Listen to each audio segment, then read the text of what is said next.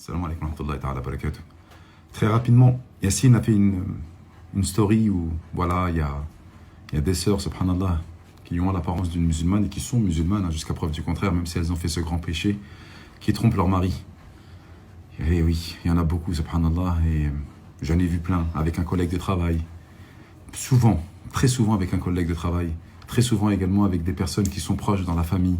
Subhanallah, c'est la vérité. Par contre, il y en a qui disent, ça y est, c'est fini, je n'en peux plus, c'est la fin du monde, subhanallah, des sœurs voilées, etc. Ah non, calmez-vous. Sachez qu'à l'époque même du prophète, alayhi salatu wassalam, il y avait ce type de choses. Ça a toujours existé. C'est juste que ça fait toujours beaucoup plus mal lorsqu'on voit que c'est une sœur qui a pris comme principe l'islam et qu'il le faille.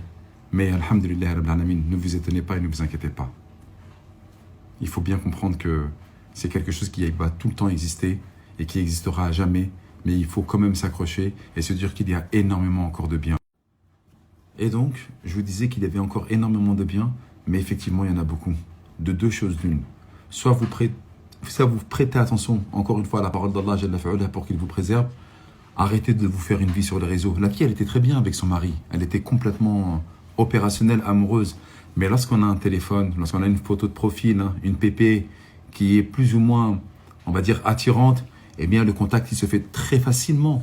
Et donc, un contact en amène un autre, un contact en amène un autre, que ce soit dans la réalité ou souvent via les réseaux sociaux, eh bien, on se retrouve, subhanallah, à s'imaginer quelque chose de beaucoup plus charnel, de beaucoup plus langoureux. On imagine en fait que l'herbe est toujours plus verte ailleurs, que ce soit pour les hommes ou pour les sœurs, pour les hommes ou pour les femmes.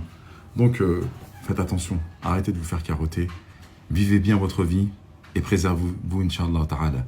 Alhamdulillah Rabbil Alamin, ça a toujours existé, ça existera toujours. Ne vous laissez pas abattre. Alhamdulillah Rabbil Alamin. Salam alaikum. Je reviens juste sur un petit truc. C'est une abomination. C'est affreux. C'est la chose la plus terrible qui puisse exister. La trahison morale, la trahison affective, la trahison psychologique, la trahison physique. C'est affreux.